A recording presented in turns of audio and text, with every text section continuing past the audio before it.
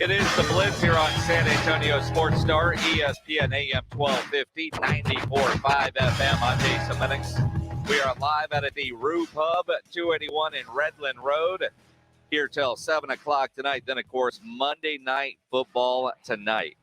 Let's talk about yesterday's huge Cowboys win over the Atlanta Falcons with the Moose. Daryl Johnston, three-time Super Bowl champion with the Cowboys, now with Fox Sports, joining us now. Moose, before we get into the Cowboys, man, I thought Dan Campbell was going to get a win yesterday. Instead, you had the tie. You were on the call there for Fox yesterday. That was one of the stranger games. I was watching after the Cowboys game was over on Red Zone, and then had to just go find it on DirecTV to stay on there because as weird as it was just interesting how that game played out down the stretch. It really was. We knew when Ryan Santoso missed the extra point, we had a feeling that we were going to get to 16-16, and that was a big miss. And then overtime was just so bizarre. Like, does anybody want to win this game? So, yeah, it was interesting. It was fun. We knew once Ben Roethlisberger was declared inactive because of the COVID-19 list, that definitely gave Detroit a really good shot at winning that game. There's a lot of changes going on in Pittsburgh, but the big thing about them is they found ways to win football games during that course of transition. So as a team that's still trying to find its way because of their record, I think they're a little bit under the radar. But Detroit had a really good opportunity to win that game, and unfortunately, couldn't close the deal. And that's the hardest thing about a rebuild starting out. We did the same thing in 1989. We found very creative ways to lose football games that year. Well, and Daryl, and you look at that, and then of course the game ends up as a tie. Najee Harris says after the game he didn't know you could tie in the NFL, and it seems like we hear that often when there is the rare tie. Like, how do you not know these things? I don't know. And to me, it's are you a fan of the game? You should know that if you're an NFL fan. Not the particulars. You don't have to know, the whole overtime, soup to nuts. But you should know that in the NFL, you can definitely end in a tie. It's not like the college game. It's not like the high school game. It's interesting. Now, I got to ask you a personal question because, as that game was going to overtime and clearly wasn't going to end and it was going to max out in overtime, having been to Pittsburgh and having dealt with that Pittsburgh airport, knowing most broadcasters, your flights are scheduled pretty soon after those games are over if they end on time. I was worried that you weren't going to make your flight last night. You make it home okay? I did. Fortunately, the way the flights are structured right now, there's a big buffer on the East Coast. It's really kind of a group of flights that go out after the 7 o'clock hour Eastern time. So I'm always safe. Got through a full overtime period, and as you pointed out, kind of a long ride out to the airport, and still had plenty of time to make my flight. Good news. Daryl Johnston, the Moose, joining us here on the Blitz as he does every week. Then get on the plane, pop on the Cowboy game. The way they lost to Denver, to turn around and have a game like they did, it wasn't a statement win because, the Falcons are a good team and not a great team. But I thought the statement the Cowboys made was how they played that game and just total domination in all three phases.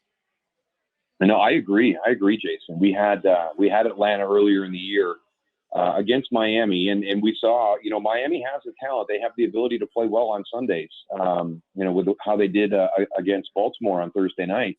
And that was a great game against Atlanta. But the big thing for me was just the conversations with the people on the team and head coach Arthur Smith, really kind of laying out the process that he wanted to do, but accomplishing, that in a step-by-step manner, playing better and better every week. And they knew they weren't probably going to be a playoff team.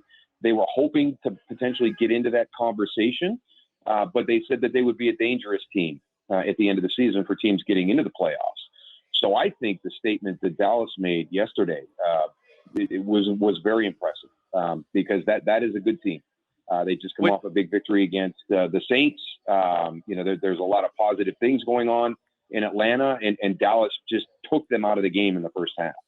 And they did it with their, obviously, the finesse play with the offense, the weapons they have, but that line of scrimmage, both lines, but defense, the physicality in which they played, we haven't really seen that from the Cowboys. No, especially on the offensive side, and I think they're really starting to find their way.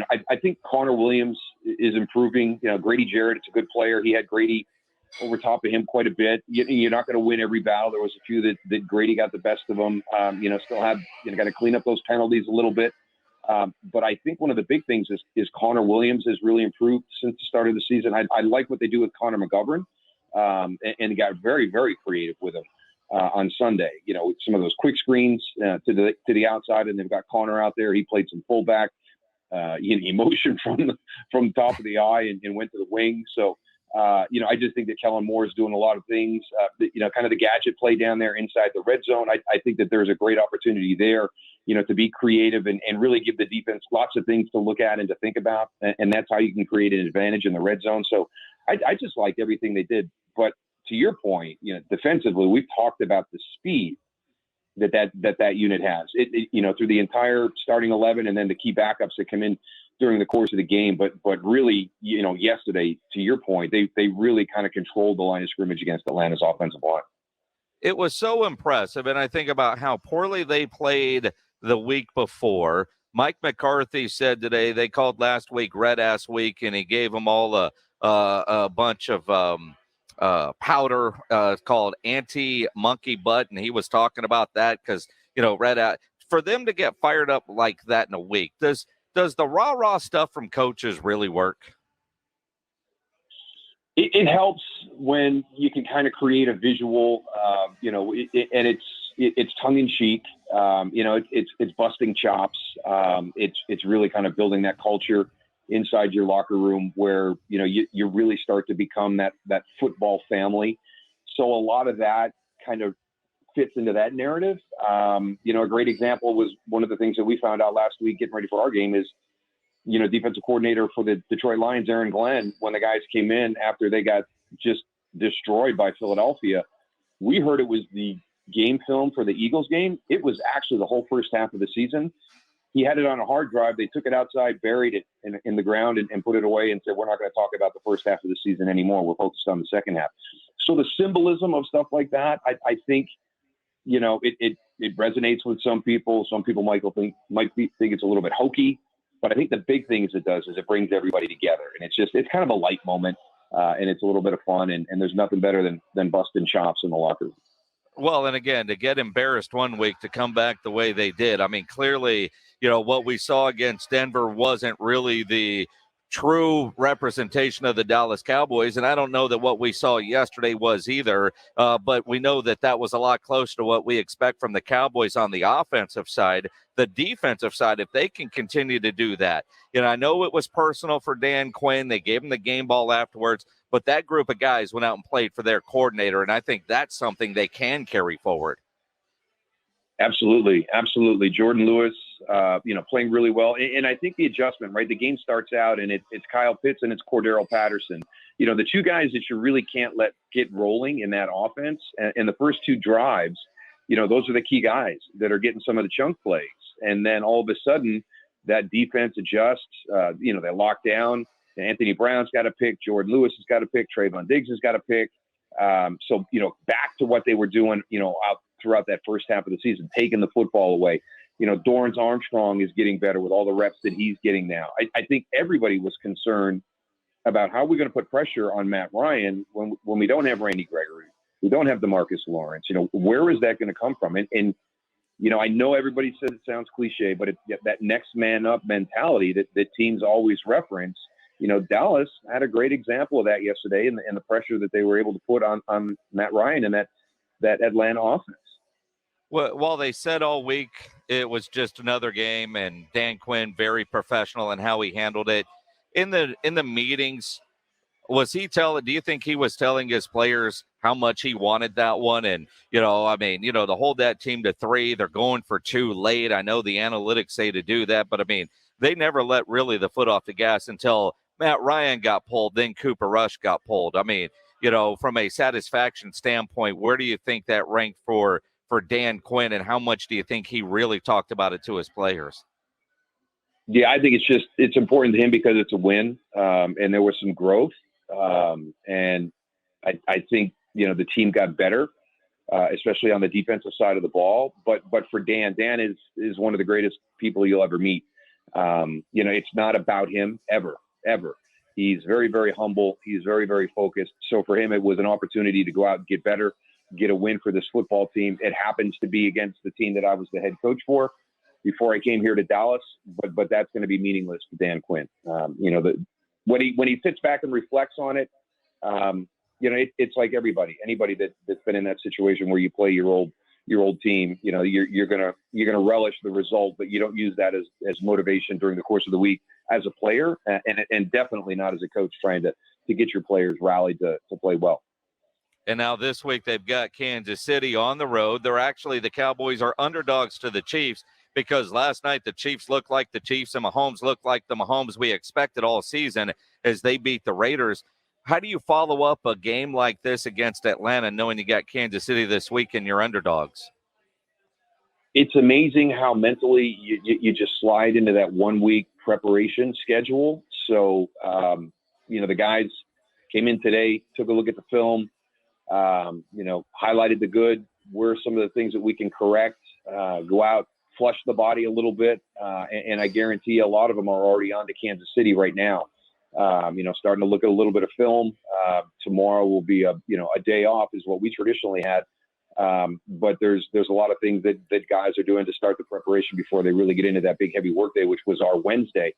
So we have a lot of cliches in this game, but really when you think back and you see how that week progresses through, a lot of them tend to hold true. The 24-hour rule, win or lose, it has to be in place because you really have to be onto that next opponent, because when you've got somebody like Kansas City on your schedule next, you can't waste a lot of time, celebrating your victory. You can't waste a lot of time trying to dissect the reasons why you lost. You learn from it. You move on as quickly as possible and start your preparation for your next opponent. So, I know that these guys are functioning well in their preparation. They're going to be able to, to get everything they needed to get from the film work today and be moving on to Kansas City probably later this evening as players and definitely as the coaches. The Moose, Daryl Johnston, joining us here on the Blitz, three-time Super Bowl champion with the Cowboys, now with Fox Sports. Not only is this week's game on the road against Kansas City, but, you look at yesterday's game at home, big win over Atlanta. You're on the road against Kansas City. Then you turn around and you play Thanksgiving Day against the Raiders. It's those three games in such a short amount of time. You got to get your body recovered. And I think the Cowboys came out of yesterday's game fairly clean, but mentally, how tough is this for the coaching staff and the players, this stretch that happens for the Cowboys every year? Yeah, and that's one of the advantages that Dallas always has, and especially when the Thursday night package became, such a big thing in the NFL. It's something that this organization, because of the history that they have on Thanksgiving Day and being America's team, it was something that was easy for us to adjust to. But as a player mentally, you really have to prepare yourself. It is a quick turnaround from Sunday to Thursday. We just talked about the 24-hour rule. That gets shortened down a little bit that week. You don't even have the luxury of having the 24-hour rule. So, you're really kind of on to the next opponent immediately. There's really no time to go back and look at that previous game. We would move directly on to the next opponent. Your coaches have already started to prepare a little bit with some of the scouting, leading up, to that week when they've had some extra time during the week. And the big thing is this one's a little bit more challenging. It's the Las Vegas Raiders, on Thanksgiving, which is not a traditional opponent. So there's a little bit more unknown about that. So there's a little bit more work that goes into a game like that. We had, Pittsburgh on Thanksgiving. We had other teams from, you play that opposite conference, every other year. And that makes for a challenging game because you're just not as familiar with those teams as you are with your conference opponents and your divisional opponents. So, but for me, it was always, getting my body ready and getting that mind ready mentally. You were going to be sore and you just had to be able to work through that soreness getting ready for the game. And then even after the Thanksgiving Day, you don't get the traditional little mini bye because they play the following Thursday against New Orleans. So, the schedule maker is not doing the Cowboys any favors whatsoever, but a huge win yesterday for those Dallas Cowboys. Daryl, glad everything traveled well for you coming out of Pittsburgh, man. I was thinking about that. Oh, man. I was so hoping Dan Campbell would get a win. Where are you heading this week? I know. This week we are heading down to Jacksonville for Jacksonville. So I'll be locked in tonight with the San Francisco 49ers and the LA Rams game, getting a little bit of extra homework in there. And then I'm interested to see, this Jacksonville team, to see the progression, get ready to do some film study, look at them at the beginning of the season a little bit, and then look at that Bills game and find out what happened there. And then also the second half of Indianapolis. It sounds like they had a tough first half against Indianapolis, especially the first quarter, falling behind 17-0, but had an opportunity to win that game with the ball in their possession with a chance to win by 1. So I'm excited to see Jacksonville because they seem to be on a good progression moving forward. Good deal. Daryl, travel safe. Enjoy the week. We'll visit next week. Thanks, Jason. Take care. Appreciate it. Daryl Johnston, 3-time Super Bowl champion with the Cowboys. Always great analysis. Fun talking to the Moose. Mondays with the Moose here on the Blitz.